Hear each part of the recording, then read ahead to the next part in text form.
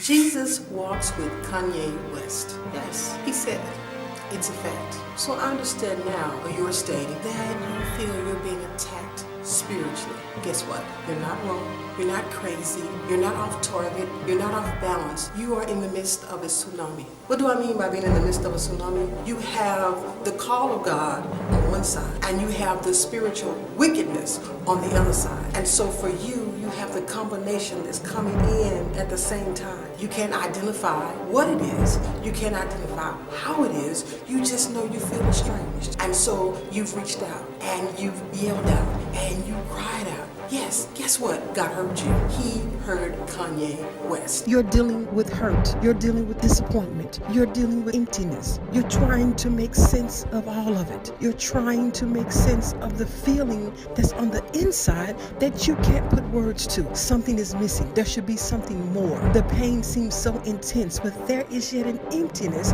on the inside of you. That's what it feels like when God is calling on you. Yet you have the forces of darkness that works against you. Oh, you know, those things that come to tell you you can't. Those words that come from people who you thought were your friends that speak against you. Those words, those things are disappointments. Those things that make you feel as though things are hopeless. Those are the spiritual wickedness that works against you. You are and you can be more than a conqueror because God so loves you. Allow him to give you the deliverance. Allow him to give you the power to conquer against the enemy that is wrestling against your mind, that is trying to wrestle against your body, that is wrestling against your home. Jesus walks with Kanye West. Ephesians 6:12 tells us, that's the Bible. Ephesians chapter 6 verse 12 says, we wrestle not against flesh and blood, but against spiritual wickedness. Yes, to wrestle with your heartstrings, to wrestle with your failure, to wrestle with lack of trust. Listen,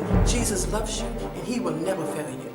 He's a love you can trust. He's a friend that you can trust. He's there always. Even in your dreams, you're trying to balance what's going on in my dreams. What does this mean? And let me say this to all the judges and all the naysayers out there. I'm speaking to Kanye West. And if the leaders are in the place that they need to be, then they will hear this in a spiritual ear. And instead of just saying we should pray for him, they will put power into that. This is why our nation needs the leaders, you know, the ones that he has called.